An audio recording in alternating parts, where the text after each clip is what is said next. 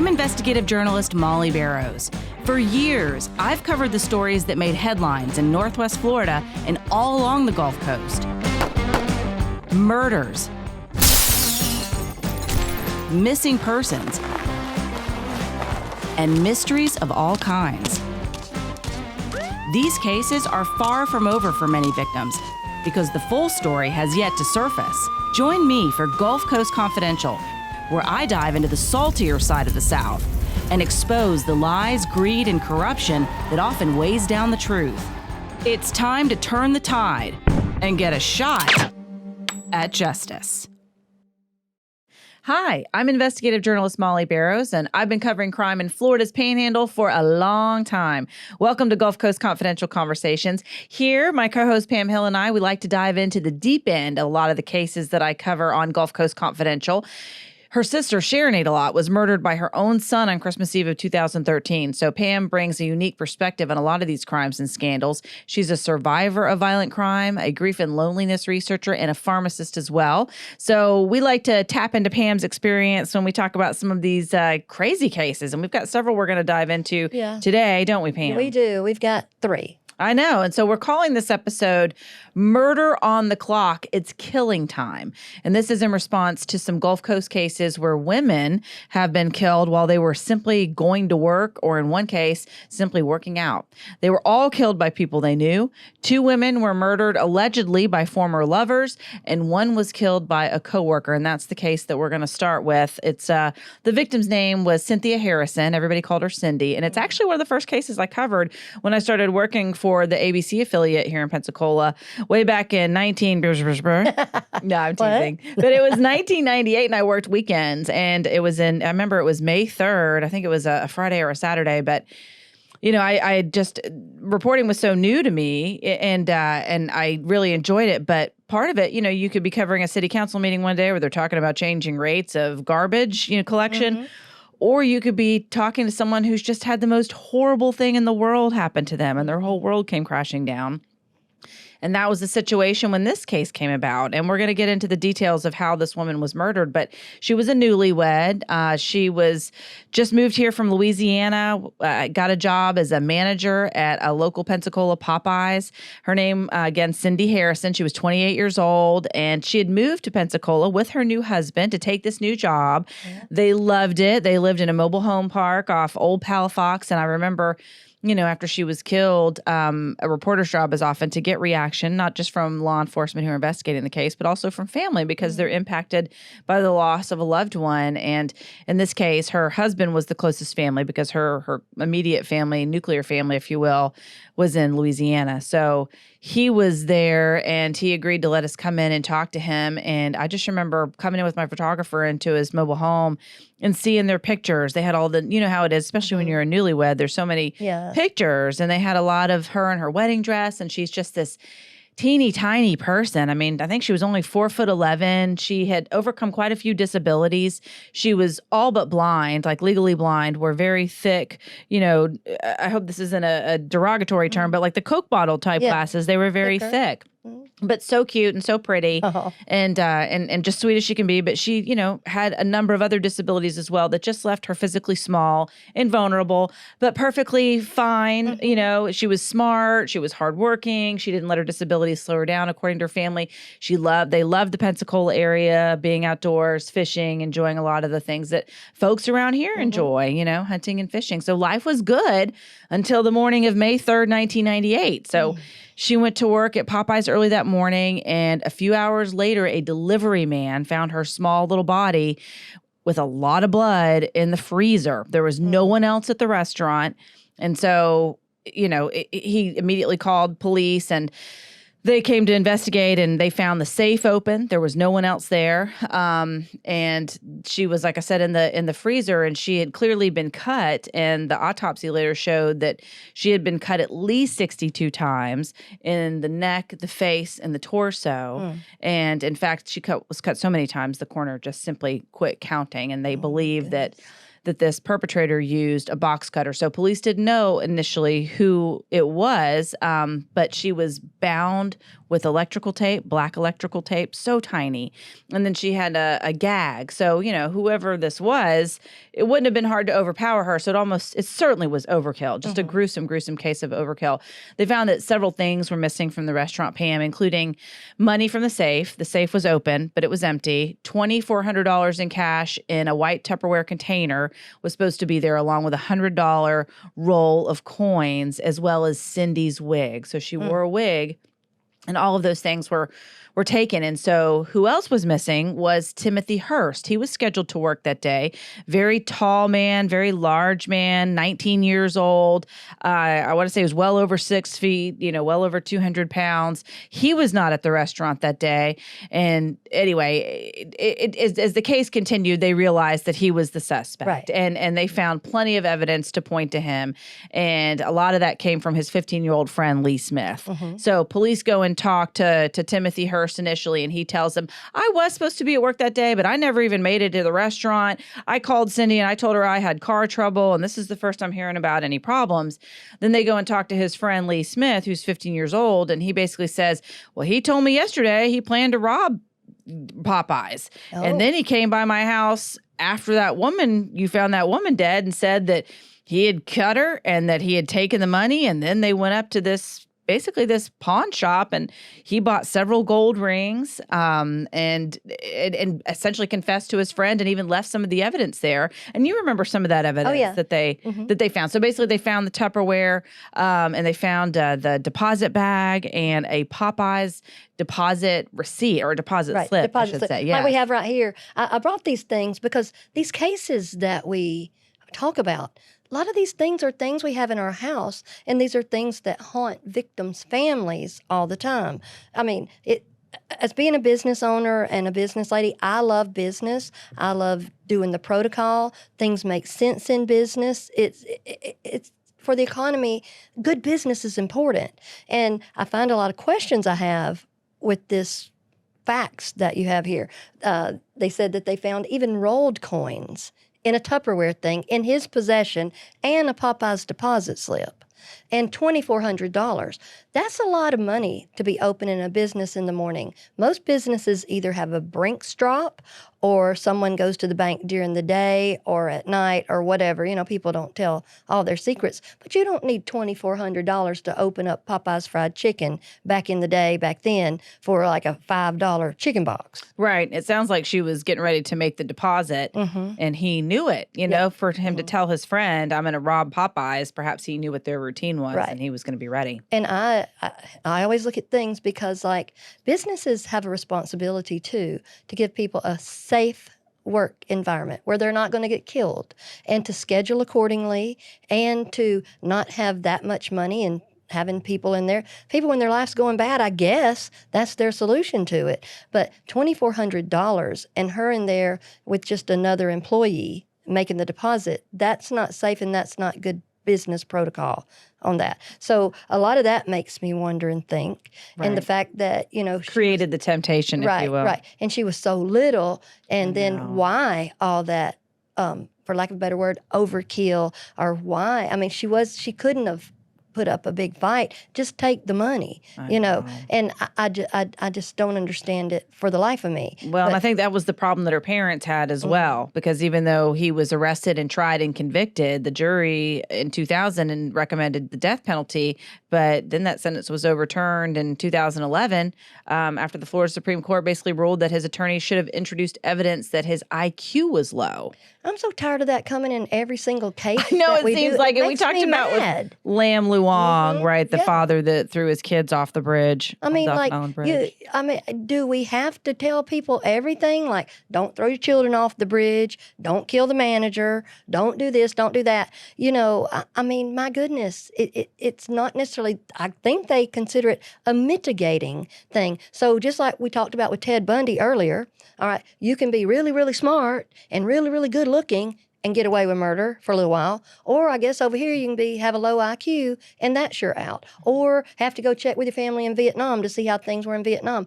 Lots of people have horrible childhoods. Lots of people are not as bright as the next person sometime, but they know right from wrong. Right. And if you'd like to hear more about the Lam Luong case, he's the father who was half Vietnamese who threw his children off the Dolphin Island Bridge. And it was just a terrible tragedy that impacted the Gulf Coast community. But you can watch and learn more about that case and Drowning in Remorse. And it's just so sad to see families suffer because even the community in that case wanted to see justice. They want to see accountability. And this was such a heinous crime when Cindy Harrison was so brutally murdered. And again, it was just such a physical disparity. Here she is, tiny, overcoming disabilities, but still so small. And he is just this big, angry person who wanted to rob somebody and apparently wanted to kill somebody too because it was nothing appeared that he held himself back. So in 2012, they had the death penalty phase again. Every single time her parents have to come over and her family has to come over from Louisiana. So as you know, because, your sister's killer is her own son, Brandon Adelot, and his case comes up every 6 months for review to determine, because he was found not guilty by reason of insanity, if he still meets the criteria to stay at Florida State Hospital for the criminally insane. So it's hard to close those doors and move on and heal. You never fully heal, but it's hard to really put that behind you when it's constantly coming up. And so the Harrison in-laws, if you will, her parents were certainly understood what that was like. And in 2012, there was another penalty phase of, whether or not he was going to be sentenced to death. And that, again, the jurors were like, yep, we recommend a vote 7-5. We think he should face the death penalty. The judge at the time, Linda Nobles, agreed. She ordered Hearst put to death, and she called his, Harrison's murder, his murder of her, quote, conscienceless, pitiless, and unnecessarily torturous.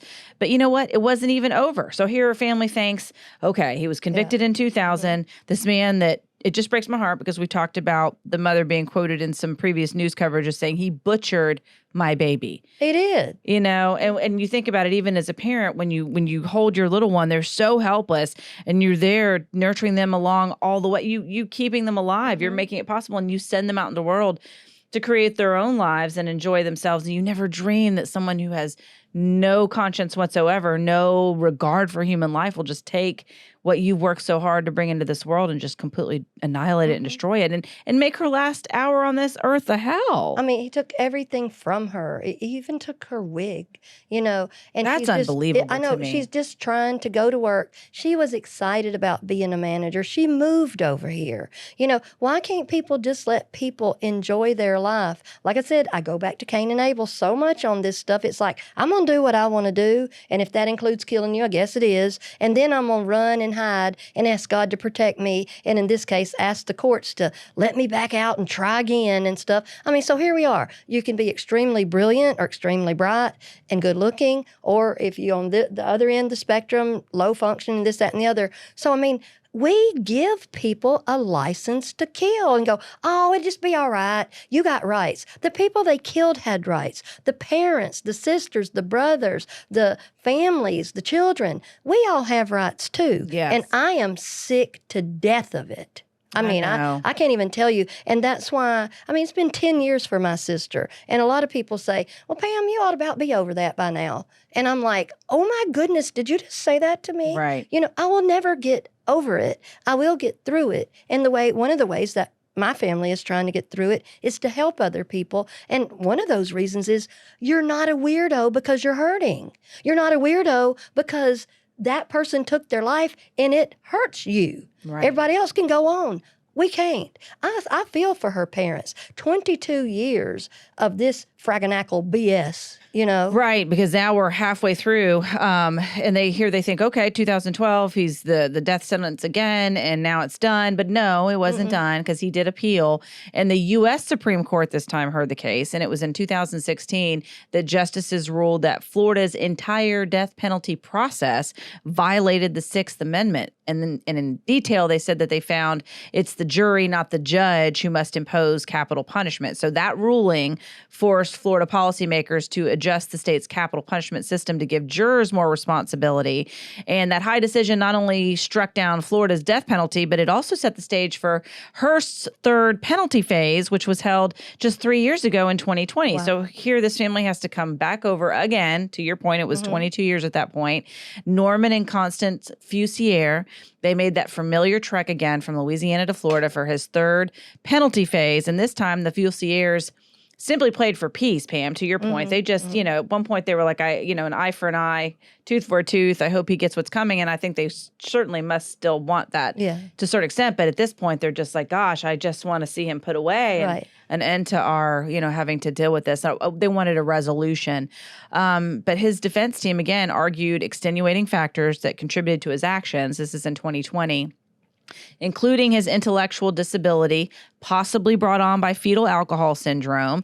So when it came time to decide his punishment, the jury found that while a death sentence was appropriate, they didn't unanimously recommend imposing it. So, because of Florida law at that point, he was removed from Florida's death row and given life in prison without the possibility of parole. And he is currently serving that sentence at Marion Correctional Institution. So, here's another case of a young woman who was just living her life. She was just going to work, and this guy ended it. He didn't even get the same punishment that he gave her. No, he didn't. And, here's the thing, too. Okay, we've seen these that move from death penalty. We saw that with the Charles Manson women, your girls, or whatever you want to call them.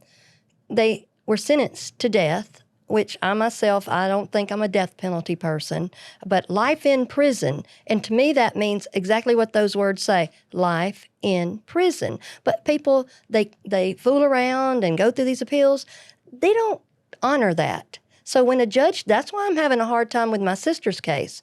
The state attorney, Bill Edens, told me he will never get out, talking about my nephew. And here we go, not even 10 years, and they've been trying to get him out for 2 years. Right. And then here they are. Who knows later down the road, they'll say, oh, well, he should get out. He's got rights. They don't mean what they say. So how can words matter? Well, and so much of it is just making a statement to the public that'll play well in the media. Well, I don't like that show sharp soundbite, peacocking, all that stuff, smoke show. I don't like any of that. And that's the kind of stuff that I think needs to stop. Do not say what is not true. You will get in trouble if you do that in a courtroom. Right. These people that are the prosecutors and the officials and the judges, you better not say wrong stuff either. People are going to hold you to it. I am so tired of it, I can't even see straight. Because this family's been through 22 years. My family's been through it 10. I know. And it's exhausting. And you still want to have a good and happy life and stuff. But when everything's going good and everything's going bad, there'll be little things that'll remind you. Can you imagine them trying to drive past any fried chicken place? I know. It's a nightmare. And at least now they have some peace in knowing that he'll forever be behind bars because of his life in prison without the possibility of parole. But speaking of Sharon's case, I know she also went through the trauma of a domestic violence injunction when she and her husband first split because, of course, her ex-husband, Randy Adelot, had been busted for trying to have sex with a 14-year-old student in his science class at Pensacola High School. If you're interested in learning more about Pam's case, you can check out the episodes Mommy Killer 1 and 2, as well as Confessions in the Field House and Murder and Madness. Covers a lot of what Pam's experiencing, and it's an ongoing case. But, because of what you've been through, you can relate to a lot of the cases that we cover, including domestic violence. And we're going to talk a little bit more about that because these next two cases that we want to tell you about, these two victims, these two women, were also just going about their lives.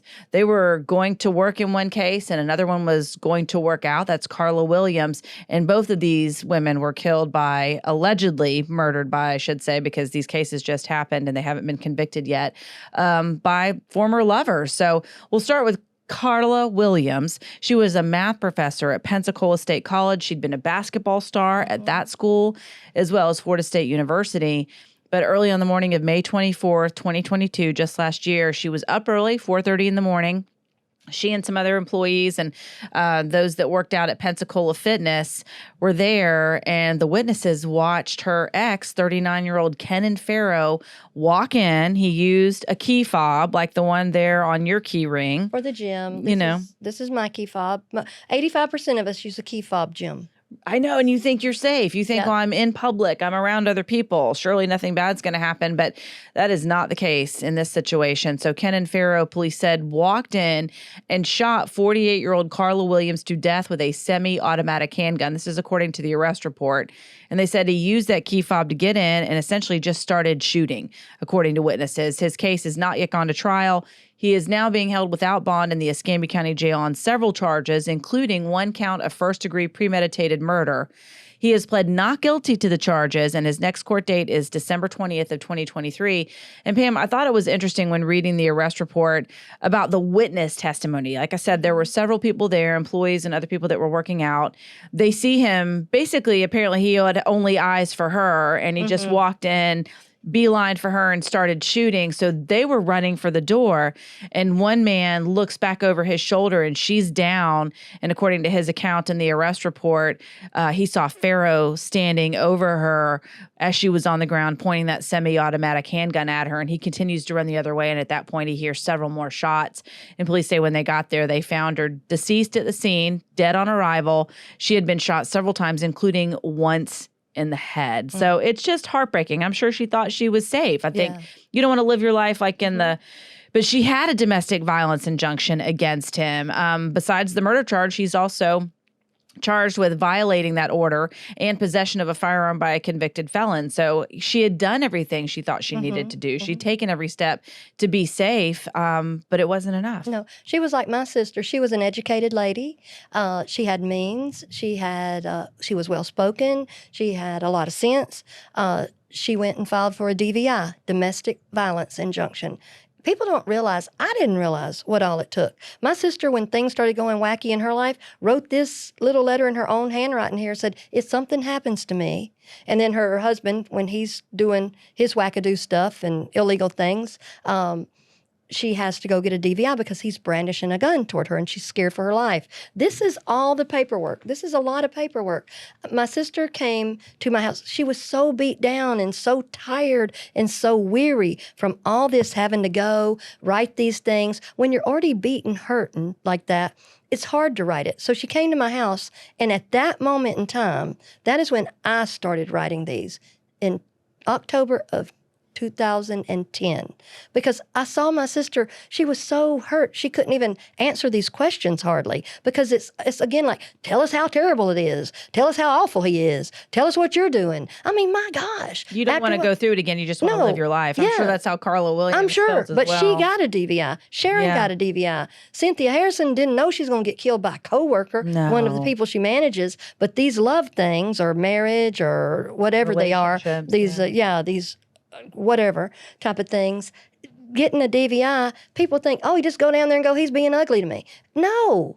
You have to prove things. I mean, Sharon has things in here to where there were 9 and 10 guns in their house, the things that he said, some recordings, it's so much. I look at it all the time and I'm just like, she in her own handwriting on there. So I helped her fill it out and she got the DVI. And then Randy kept disobeying the DVI. And then at one point, one of the deputies basically scolded Sharon for even having the nerve to say he's violating it. And then it went on and on. You just get cast down into a terrible place. Carla and my sister, like I said, were educated women that knew how to ask and push for themselves. Think about the lady that's got some felonies or hadn't been making the best life choices or has no sister or anybody to help her or can't remember what happened. She's just trying to stay alive from getting beaten from day to day to day.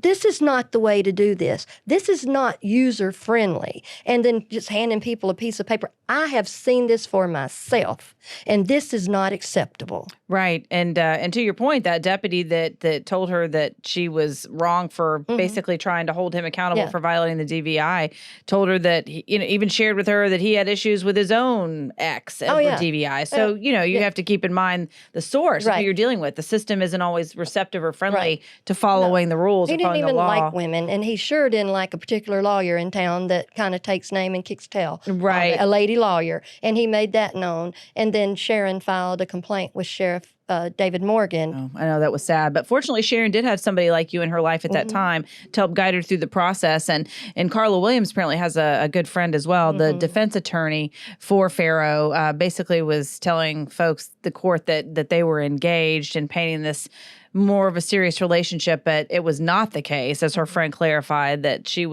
had the DVI, she was trying to get away from him, that it had ended badly, and she was afraid of him. Well, see, that's what the narrative does sometimes. If you rally on up and get the good old boys together and decide this is what we're going to say. We're going to say this. So here's my thinking. Okay, you were engaged, even if you were, but you weren't. Let's say you were. Does that entitle you to kill people? Right. So here's a note to self. Don't get engaged. Don't get married. People get to kill you. Don't marry somebody too smart. Don't marry somebody too dumb. You got to marry middle of the road people because they ain't allowed to do illegal things. People on each end are. Right. But it does show the importance of having friends involved and keeping people involved in your life and knowing what's going on. But sometimes, no matter if you have a DVI or not, people are going to do what they want to do. I mean, she had the DVI, but it didn't stop him from using his fob and knowing her routine, knowing where she was and taking advantage. 4:30 a.m. I know. And it's so sad because that's basically what happened in this third case as well. And this just broke in Pensacola. On Friday, August 11th, there was a shooting at a Home Depot here in Pensacola, and it went out as an active shooter call. So initially, law enforcement didn't know what they were going to find, if it was somebody that walked in angry and was taking out anybody he could find. But it turned out to be yet another, what appears to be anyway, a domestic violence situation. When police got there, they say the victim is a woman whose name they haven't released yet officially, but she was dead at the scene, and 2 other employees were also injured, but not fatally. One was reportedly hit in the hand, another was grazed in the back, and the shooter, who has been arrested, 20-year-old Keith Eric Aggie, and he's from Mobile, Bay Minette area, just across the state line in Alabama. It's about an hour away. He was arrested in Mobile County, in fact, just 6 months ago for domestic violence, third-degree assault, as well as harassment. We don't yet know if that is for the victim who was shot, who he shot, or allegedly shot, I should say, at Home Depot. But it certainly appears to be, because a lot of people that are on social media who say that they are friends of the victim, they say her name is Brooklyn Sims, but she was going by the name of Brooklyn Dior, possibly to make it harder for someone to find her online. And they say that she also had a baby girl, according to people who knew her. But according to police, the victim worked for a company that you had heard about before, RGIS. It's a well-known inventory contractor, and I guess they work for different businesses, and they rotate through every so often to basically handle inventory, and they come in on a regular schedule. And, some of the comments about that story online were immediately comparing her case to Carla Williams. So we don't know yet if she had a DVI. Again, both of these cases, these men are just alleged killers, but these are the facts of what we know is happening so far. Yeah, and like RGIS, they come in, they're contract employees. They don't work for the businesses that they're doing the inventory for. They're wonderful. They come in, they're so proficient, they're professional. They can just tap on their hip on that little, I guess, keypad they've got on the side and count and make everything wonderful. They're very professional. But, Keith, he had to know where she was going to be or either do some sleuthing or investigating. It's kind of thuggish, just walk in and kill somebody regardless. I don't care what they did, if anything. You can't just come in and start shooting people. Like thug life. Well, it's like these guys geek themselves up. It's like all they've been thinking about. And then they just walk in where they know they're going to find them. Yeah. And I remember at the time when Carla Williams was killed, I remember thinking, well, it's a good thing those people ran the other way. Or, those were just some of the first accounts that were coming out, because it just has that laser focus, and anybody that gets in the way could die too. Oh, yeah. And in this case, these 2 other people were hit, fortunately not fatally. Yeah.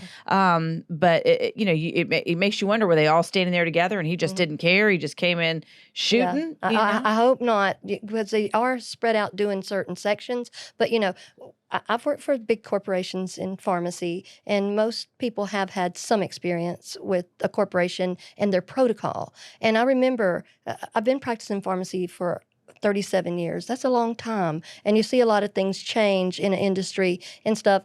And when I started working for one particular company, right when I signed on, they were like, you have to do all these videos. And I thought, oh, what? I know how to be a pharmacist, But then one of them was on active shooter. And I'm like, what? I've been held up before, but it wasn't an active shooter. And I wrote this down because I want people to know we got to keep things simple. things like this obviously happen in Pensacola, Florida. They happen in Birmingham, Alabama. They happen everywhere. Yeah, sadly. But the thing with the active shooter, we keep it real simple. Run, hide, fight as a last resort. And that's what those folks did at the gym. Yep, and that's what hopefully they that's what did. they did at Home Depot as well. But if you don't put things in your head, when things like that, I'm not saying go around and think about it all the time, but if you don't put things in your head, some people would try to be heroes. That's their natural protect people type of thing. Some people run this way or that way. You know, we have to have a protocol on things like that. And with that, with the RGIS people, I can only imagine Home Depot's a big place and they're probably doing different areas. But can you imagine being in Home Depot or anywhere and hear a shot ring out in that steel building, and it could have bing banged anywhere around in there? He was coming in with no conflict resolution skills. Here's the story how it goes. Man abuses woman or woman abuses man. Let's just do it that way. Charges get dropped because you told me earlier somebody's going to jail when you call the popo on this stuff. Then man kills woman or woman kills man. Right. And sometimes whether or not, as we've seen, they have a domestic violence injunction. Yeah, you right. know? But I mean, like somebody's going to jail. Right. Well, as far as the process goes, like I'm sure initially when they start having problems, whether it's these relationships or other cases, and you call the police, you know, they're going to, if somebody's been hurt, they're going to investigate if there's evidence, even if you change your story. Mm-hmm. If you say, well, he hit me, or if he says, well, she hit me, and then you see them getting let off in handcuffs, so you change your mind and you change your story. Because of so many cases where that was allowed to happen and people came back and were killed anyway by the abuser that they dropped the charges against, state law has made it so that it's treated like a criminal case. It's not your choice anymore. Right. So if the police show up, they see evidence of domestic violence, maybe both of you are injured. Well, somebody's going to go to jail. Right. You know what I mean? Somebody, maybe both of you, in fact. But it's not intended to be punitive. It's mostly intended to keep somebody from dying. Right. Exactly. And I mean, the people are coming. This is what law enforcement does. They deal with it. All this stuff we've been talking about, in my sister's case even, is so foreign to me. I can't even believe that there's days I get up and go, did Brandon really murder Sharon? Is she really dead? And then I think further about it. Sometimes I have to stop myself from thinking and go, and now here we are 10 years later, and they're trying to let him out. And I'm like, are they really going to let him out to try again? I know. You know? Well, one of the beautiful things is you do have so much documentation. I do. And that is one thing that if anyone is listening or watching who's dealing with this or has a loved one that's dealing with this, I mean, it varies state by state, but here in Florida, you know, you can request that that the state attorney basically file a criminal complaint. You can have them go straight to the state, have them go right to the court and file a petition requesting an injunction like Sharon did against her husband at the time for protection from domestic violence. And it may not be limited to, you know, different things like restraining the abuser from further acts of abuse. You're not allowed to physically harm this person, which seems like a no-brainer, but they have to make sure that the order's clear. Direct the abuser to leave the house. If they're living together, you got to leave. You got to go. You can't be within so many feet, as Sharon experienced with Randy. They can't come to where you work. They can't come to your house. They can't come to school. They can't come to a business where they know you're going to be at. But the thing about it is or even award you custody of children, which is a whole nother thing. But basically, the bottom line is this is what the law says, but these people, they don't care about the law. They just care about getting what they want. Right. Obviously, 1, 2, 3 cases where nobody cared what the law was. Yeah, I agree. Well, Pam, any other takeaways that you think would be good? The takeaway on this one is ask for help. Keep asking, asking, asking. Do not get weary. Keep pushing, because domestic violence injunction, even though some women have it, it doesn't always stop the person that's going to be violent against you, but at least it's a start. And I think all of us other folks that aren't dealing with it, let's help people. If they need help filling out a paper, if they need help being driven, just like anything that's hard, sometimes you just need someone to be with you. I know. And in the case of Cindy Harrison, it was not a domestic violence case, but it was someone that she knew. She wasn't expecting this person to do what he did. But there she was, essentially left helpless, just going about her life. Same with these other 2 women. at work. One was at work. One was working out. And these men that just simply wanted their way. I'm going to have it my way, motivated by rage and control, allegedly, if they are found guilty of these things. But, I think people are just tired of living in terror too. You don't want to just let that control you and keep you down. But at least, as we know, Carla Williams was trying to go through the process. And it appears that at least the other young man that was arrested for the Home Depot shooting, somebody charged him. Could have been the victim, but we don't know yet who he was arrested for abusing in that particular report. But at least they were trying to go through the process, and I think that's important. There is help available, whether it's a shelter. We probably need more of those to give women more options, because like you said, that not everybody is educated, not everybody does have resources, not everybody does have a good friend or family network to help.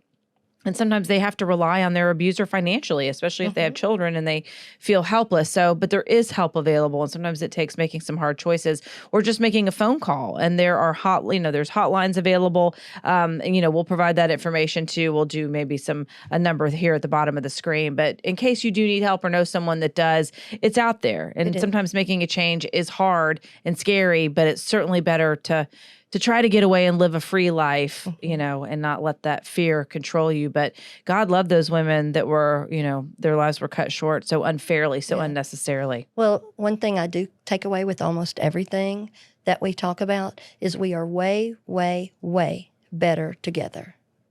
Absolutely. All right. Well, Pam, thank you so much. And we thank you for joining us on this latest episode of Gulf Coast Confidential Conversations. You can catch this episode and others like it on the YouTube channel Gulf Coast Confidential, as well as wherever you listen to your favorite podcast. Be sure to like and subscribe as well. We'll see you next time.